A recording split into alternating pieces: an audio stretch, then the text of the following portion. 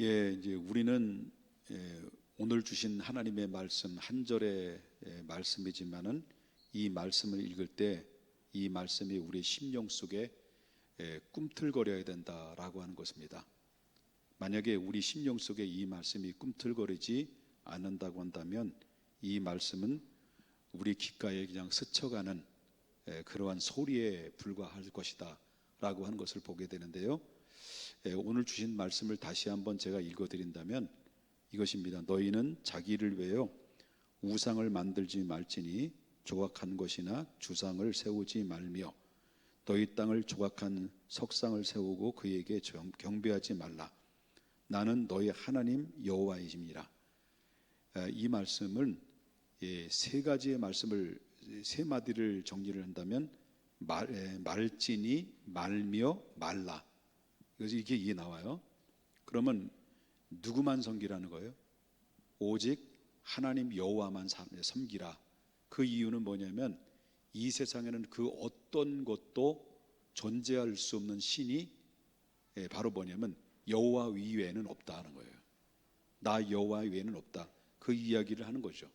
그렇기 때문에 우리가 거부하든 거부하지 않든 간에 하나님은 여전히 존재하고 계시고 영원 전부터 지금까지 현존해 계시기 때문에 우리가 하나님을 믿고 섬기고 따르는 것은 인간의 본질적인 그런 의무고 사명이라는 것을 이야기하고 있다라고 하는 것을 보게 됩니다. 그런데 실질적으로 여기 우상에 대한 이야기가 나오는데 우상은 누가 만드는 걸까요? 우상은 신들이 만들까요? 아니면 인간 스스로가 만들어 놓은 걸까요? 맞습니다. 인간이 필요에 따라서 자기가 원하는 우상들을 만들어 놉니다. 그럼 왜 만들까요? 만드는 이유가 뭘까요? 그 이유는 인간의 죄성 때문에 그런 거예요. 하나님을 떠난 인간의 죄성이 하나님 말고 또 다른 바로 신들을 섬기고자 하는 그런 마음들이 있는데 그 죄성에 우리 속에 남아 있는 한 하나님도 섬기고 다른 것들도 섬기고자 하는 욕구가 사람들의 마음 속에 남아 있다라는 것을 우리가 보게 된다라는 거죠. 그렇기 때문에 우리는 저도 예수님을 믿는 사람이고 여러분들도 예수님 믿는 사람들 아닙니까? 예수님을 믿기 때문에 우리는 어떤 우상을 만들지도 않고 형상들도 만들지도 않고 섬기지도 않는 사람들이 저와 여러분이에요. 믿습니까? 그런데 마음속에 한 구석에는 뭐냐면 우상 형상도 만들지도 않은데도 불구하고 우리 속에 한 구석에는 하나님만 섬겨서는 안 될 것 같은 어떤 그러한 불안감도, 내가 예수를 믿고 있다면서도 하나님을 믿고 있는데도 불구하고 하나님 나라의 소망을 가지고 있는데도 불구하고 하나님 한 분만으로도는 안 될 것 같다라는 이 불안감이 내 마음속에 스며들 때도 있다라는 거예요. 그렇기 때문에 사람들은 이 모든 것에 주님을 입술로는 하나님을 섬긴다고 하지만은 하나님 말고 또 다른 하나님을 섬기는 경우들이 많이 있다는 거예요. 그래서 내가 하나님을 의지하고 하나님을 바라보고 나가고 있지만은 내 뜻과 내 목적이 성취가 되지 않으면 어떠십니까? 하나님 말고 또 다른 하나님을 섬기고 싶은 충동이 바로 비록 하나님을 믿고 있음에서도 불구하고 믿는 사람 안에서도 그 안에 항상 내재되어 있고 도사리고 있다는 것을 우리가 보게 된다라고 하는 거죠. 그렇기 때문에 그래서 사주를 보는 사람도 있죠. 사주 보는 사람들이, 사주를 보러 오는 사람들이 그 중에도 상당수가 누가 사주를 보러 오냐면 교회 다니는 권사님들도 사주를 보러 오는 사람이 예외로 많이 있다라는 그런 이야기도 들었어요. 그건 뭘 말합니까? 한마디로 말한다고 한다면 한 구석에는 하나님만 섬겨서는 안 될 것 같은 불안한 그런 심리적인 작동이 그 안에서 스며들었기 때문에 하나님이 내가 원하는 뜻대로, 내가 원하는 목적대로 하나님이 나를 이루어주지 않으면 하나님 말고 또 다른 내가 원하는 곳에 찾아가서 나의 모든 목적을 추구하고 물어보고 그리고 맡겨버리는 이런 사례들이 우리가 믿는 그리스도 안에서도 얼마든지 찾아볼 수가 있다라는 거죠. 그러다 보니까 합리적인 방법이 들게 되죠. 그래서 이렇게 어떻게 하나님만 섬길 수 있느냐? 우리는 돈도 있어야 되고 또 사람도 있어야 되고 또 힘도 있어야 되는 거 아니냐? 그래서 돈, 사람 아니면 힘 이렇게 그것도 있어야만이 사는 것인데 오직 하나님만 바라보고 산다는 것은 너무 불합리한 부분이 아닌가라고 이렇게 반문하는 경우도 있습니다. 근데 성경은 어디를 봐도 돈과 힘과 사람을 그런 모든 것들이 나쁜 것이다, 제거해야 될 문제다 라고 이렇게 성경은 얘기하지 않아요. 돈은 우리에게 필요합니다. 사람들도 필요합니다. 우리의 힘도 필요하고요, 물질도 필요하고요, 재물도 필요합니다. 그런데 문제는 바로 뭐냐면 이 모든 것들이 하나님 안에서 바로 하나님의 중심이 돼요. 또 돈과 모든 것들이, 사람과 모든 것들이, 힘과 모든 재물들이 하나님 안에서 하나님 중심으로 모든 것이 사용되어야 되고 추구해야 되는데, 아직도 우리의 마음속에는 하나님께서 못하는 부분은 다른 어떤 것으로 해결할 수 있다라고 하는 생각 때문에 한쪽 발과 또 한쪽 발이 세상과 하나님과 양쪽 발을 걸쳐 놓는 것이, 이게 바로 뭐냐면 지혜로운 방법이다라고 사람들은 생각하겠다 보니까 내가 내 중심으로 나의 삶이, 나의 가정, 내 자녀들을 완전히 하나님 앞에 올인하지 못하는 이유가 그런 유혹에서 뿌리치지 못하는 그런 결과에서 나타나는 현상이다 라고 하는 것을 우리가 보게 된다라는 거죠. 그렇기 때문에 이것은 우리 속에 자신도 모르게 스며드는, 틈타서 스며드는 그런 우상 속에 우리가 스스로도 빠져들 수 있다는 것을 우리가 보게 된다는 거죠. 자, 이 세상엔 수많은 사람들이 섬기고 있는 우상들은 한마디로 말한다고 한다면 명목상은 우상을 섬긴다고 하지만 실질적으로 누구를 섬기는 걸까요? 누굴 섬기는 거예요? 자기 자신을 섬기는 거잖아요. 우상은 누가 만든 거라고 그랬어요? 사람이 만든 거예요. 사람이 왜 만들었을까요? 우상을 통해서 자기의 모든 욕구를 충족시키고자 하는 욕구 때문에 그런 거예요. 그렇기 때문에 실질적으로 볼 때는 그 우상은 결국 뭐냐면 누구를 섬기는 거냐면 우상을 섬긴다라기보다는 명목상 우상이지만 실질적으로는 자기를 섬기는 것이다 라고 하는 것을 우리가 보게 된다라는 거죠. 그렇기 때문에 우상은 우리의 마음속에, 우리의 마음을 세상에다 내어주는 것과 마찬가지다. 세상의 원리 가치대로 살아가는 것, 그 다음에 하나님을 기억하지 못하고 세상에 푹 빠져 살아가는 것, 그리고 이것이 바로 뭐냐면 내 모든 마음과 생각이 전부 다 빼앗겨 버리는 모습들이 결국 뭐냐면 우상이다라는 것을 우리가 보게 된다는 거죠. 여러분은 어떻을까요? 지난 한 주간 동안에 치열했던 삶의 현장 속에서 어떤 삶을 살았을까요? 어쩌면 너무 정말 치열한 경쟁 속에서 이렇게 어렵게 힘겹게 살아가다 보니까 어쩌면 하나님을 멀어지는 경우들도 있을 것이고, 내가 내 삶의 중심이 되어버려서 하나님이 저 뒷전에 물려나 있을 만큼 하나님이 나에게 아무런 영향력도 줄 수 없을 만큼 내가 혹시라도 무기력한 부분은 없지 않았는가라는 생각을 우리 한번 생각해 보자는 거죠. 우리가 하나님에 대한 지식을 가지고 있었다 할지라도 그 하나님과의 관계가 올바로 성립이 안 되면 그 지식은 더 이상 작동되지 아니하는 그런 고장난 지식이 될 수밖에 없다는 것이에요. 그래서 우리가 믿음의 사람들은 우리가 항상 두려워해야 될 것이 바로 뭐냐면 내가 하나님과의 관계가 끊어지지 않는 한, 정말 하나님과 나와의 관계가 계속해서 유지하고 있는 한은 하나님은 나를 계속 나의 삶의 영역 속에 깊이 간섭하시고 그리고 개입하여 주셔서 우리를 이끌어 나가시지만, 우리가 의도적이든지 비의도적이든지 무의식적이든지 간에 내가 하나님과 점점 멀어지다 보면 결국 찾아오는 것이 바로 뭐냐면 하나님 말고의 다른 선택은 결국 우상으로 들어가는 것과 마찬가지가 된다라는 것을 보게 된다. 돈도 마찬가지고 돈은 좋은 겁니다. 필요한 것입니다. 그렇지만 그 돈은 누구를 위한 돈이어야 되겠습니까?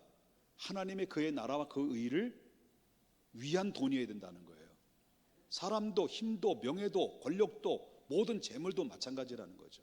전부 다 이것이 나의 중심, 세상의 중심의 목적의 삶을 포커스에 맞춰 살아간다고 한다면 결국 뭡니까? 그것은 내가 세상에 전부 다 내어주는 것과 마찬가지이기 때문에 우리 저와 여러분이 항상 우리 말씀 속에서 기억할 것은 우리가 일생 동안 주님을 바라보고 나가야 될 것은 오직 하나님 제일 중심으로 살아가자라고 하는 것을 보게 됩니다.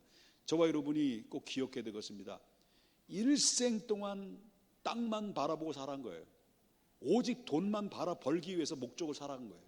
그래서 돈 벌어서 땅을 사고 재물을 또한 집을 사고 그리고 또한 좋은 차를 사고 이런 목적 가지고 살다가 인생을 마감했다고 한다면 그 인생은 결국 어떤 인생일까요?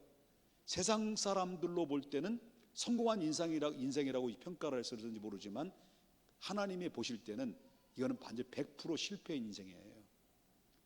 여러분, 부자와 거지 나사로에 대한 예화가 있었잖아요. 예수님이 거지 나사로와 부자에 대해 얘기했잖아요. 날마다 호리호식하며 그리고 날마다 잔치를 베풀며 왕이 잔치를 베푸는 것처럼 날이면 날마다 잔치를 베풀며 살아가지만 이 사람들은 그 돈이 많고 재물이 많은 것 때문에 하나님을 믿을 수 있는 기회를 잃어버리고 말았어요. 근데 이 거지 나사로는 그 주인에서 떨어지는 부스러기를 먹지만 비록 정말 가난하고 헐벗었지만 어떤 땐 초라한 인생으로 여길 수 있었는지 모르고요, 실패된 인생으로 여길 수 있었는지 모르지만 똑같이 죽었어요. 나사로도 죽었고 거지도 죽었어요. 근데 죽은 다음에가 문제예요. 결국 뭡니까?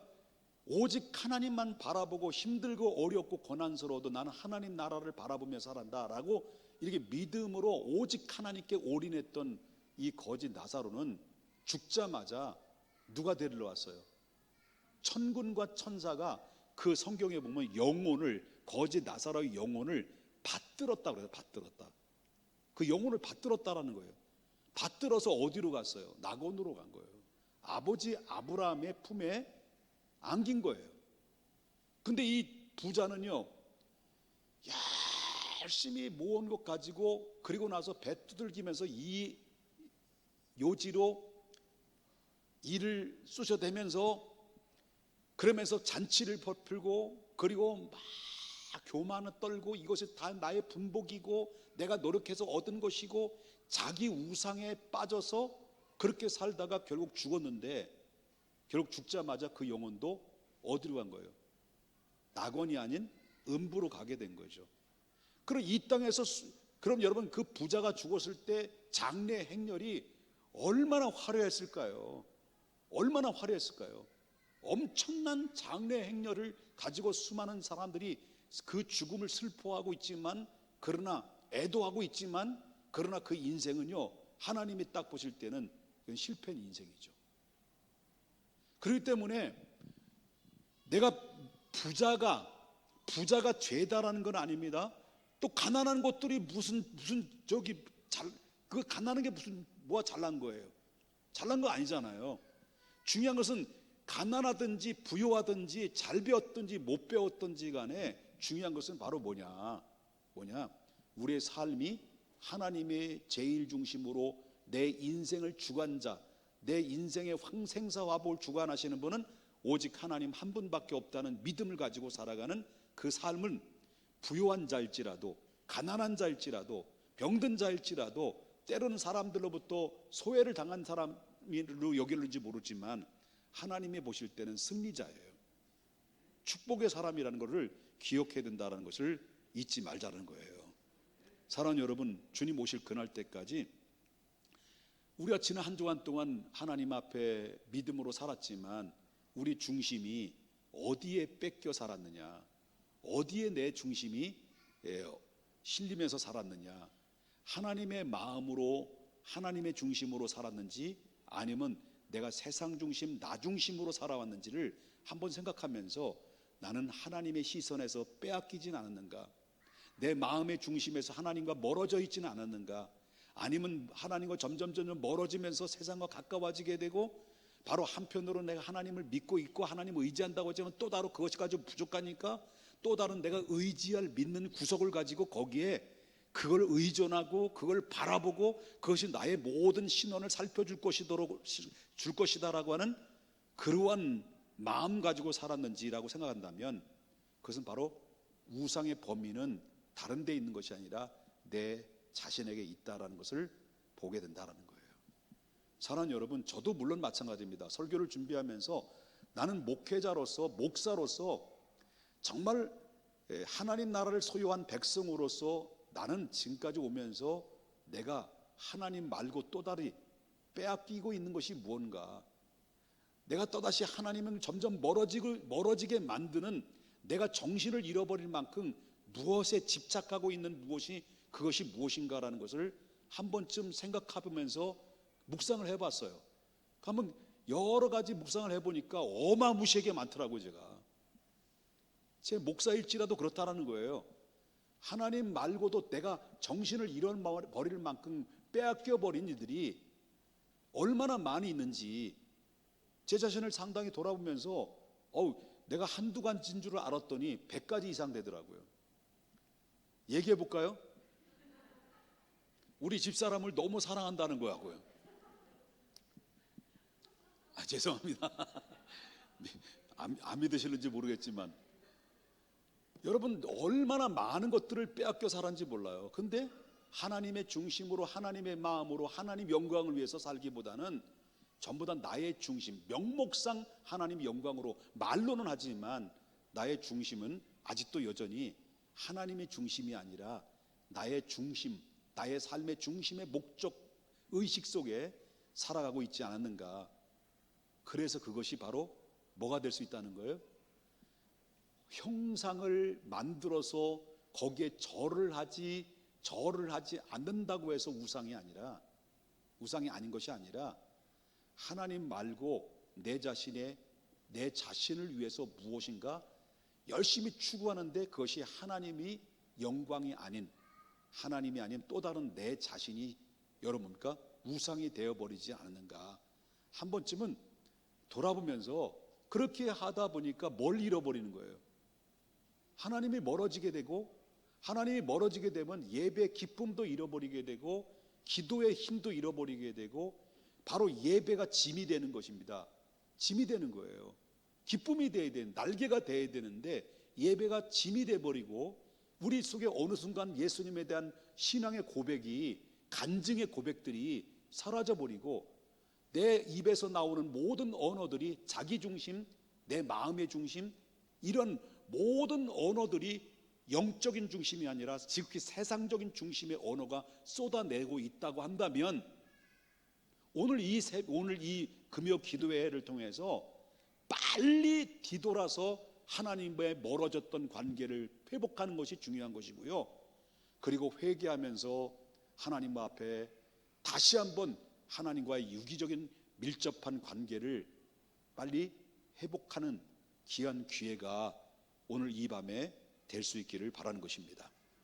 그러므로 오늘 이 밤에도 하나님께서 여전히 여러분들을 기다리고 계시고, 여러분들과 함께 하기를 원하시고, 여러분들과 함께 일하기를 원하시고, 여러분에게 복을 주셔서 그 축복을 통해서 하나님의 비전을 이루시기를 원하시는 그 일에 하나님 아낌없이 내가 쓰임받는 하나님의 사람이 되기를 원합니다.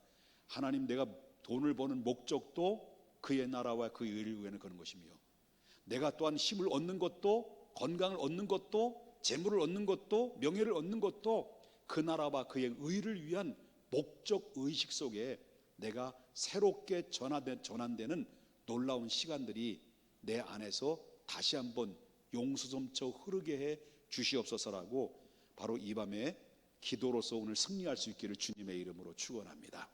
기도합니다.